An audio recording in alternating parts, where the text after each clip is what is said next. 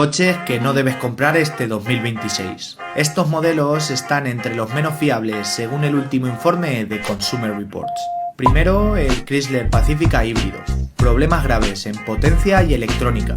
Te va a dejar más en el taller que en la carretera. En segundo lugar tenemos el Honda Prologue, con una fiabilidad pobre y fallos constantes que no esperaríamos de Honda. En tercer lugar tenemos el Kia EV6. Problemas de batería y tren motriz.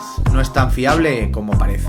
Seguimos con el Mazda CX-90. Muchas fallas repetidas en componentes electrónicos clave y una fiabilidad muy baja para su segmento. Y por último el GMC Acadia. Múltiples llamadas a revisión, problemas eléctricos, problemas mecánicos, tiene una puntuación bajísima en cuanto a fiabilidad. Así que no pierdas dinero en coches que te van a dar problemas. Y ahora déjame en los comentarios el coche que jamás te comprarías.